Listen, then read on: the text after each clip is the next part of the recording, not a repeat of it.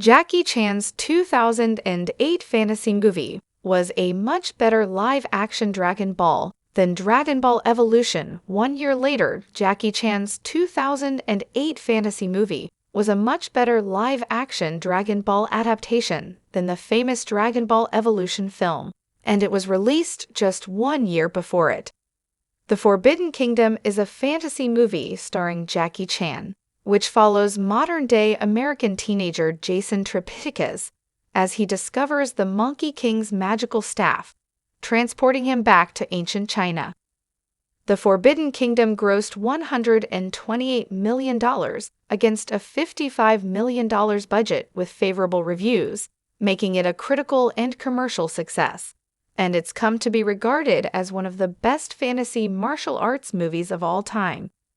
In contrast, 2009's live-action Dragon Ball Evolution movie is widely considered Shonen Jump's worst failure.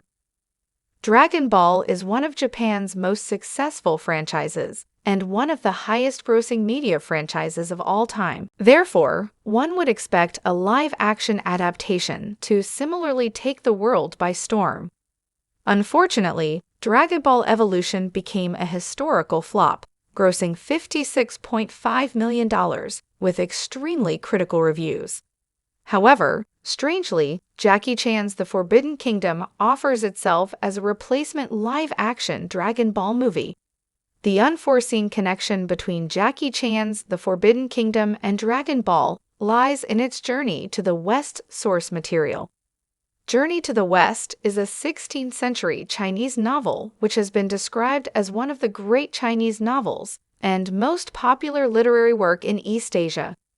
Journey to the West follows a fictionalized account of the pilgrimage of Chinese Buddhist monk Xuanzang, who journeyed to India in the 7th century to collect Buddhist scriptures. While the novel retains the outline of Xuanzang's own original account, it embellishes his story with fantasy elements and folk tales. Dragon Ball was inspired by Journey to the West and Hong Kong martial arts films. This is evident by Son Goku's quest to search for 7 Dragon Balls and his commitment to training in martial arts.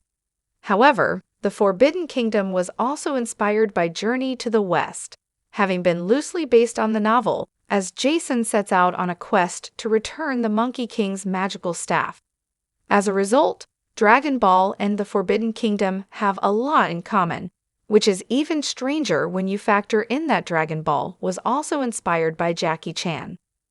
The Forbidden Kingdom released 1 year before Dragon Ball Evolution, and it is considerably better on all fronts. Dragon Ball Evolution's live-action movie has been regarded as a mistake, as it disregarded a lot about the popular franchise. The unfaithfulness to the source material was not the movie's only downfall, as fans and critics alike felt the script was lacking and the casting was off, causing Dragon Ball Evolution to face accusations of whitewashing. Its impact was felt across the anime genre as a whole, and Dragon Ball Evolution's failure left a mark on the future of live-action anime adaptations for a long time. While the movie only sports a 63% Rotten Tomatoes score, with some critics claiming there was too much filler, The Forbidden Kingdom had a much more positive reception than Dragon Ball Evolution, which has made a name for itself as the worst live-action anime adaptation, and was even nominated for Best International Film at the Saturn Awards. Interestingly, 2008's The Forbidden Kingdom seemed to thrive in ways Dragon Ball Evolution did not, despite them both being based on the same source material. As a result, you could call Jackie Chan's The Forbidden Kingdom a somewhat spiritual live-action adaptation of Dragon Ball. Despite the stain of Dragon Ball Evolution's historical failure, a proper live-action Dragon Ball movie could still work. The Forbidden Kingdom's success showed that, if done correctly, the story has potential to be a hit among a wider Western cinema audience. In fact, although 2009's movie was a massive flop, the Dragon Ball Evolution movie actually helped the franchise to become even better, as creator Akira Toriyama worked hard to make sure that the movie's failure would not happen again in other Dragon Ball projects. particularly in the Dragon Ball Super Show, the first all-new Dragon Ball TV series in 18 years. While anime continues to thrive in both Japan and the Western world, there has yet to be another attempt at another Dragon Ball live-action movie. With worries about the technicalities of translating anime's physics-defying actions into real life.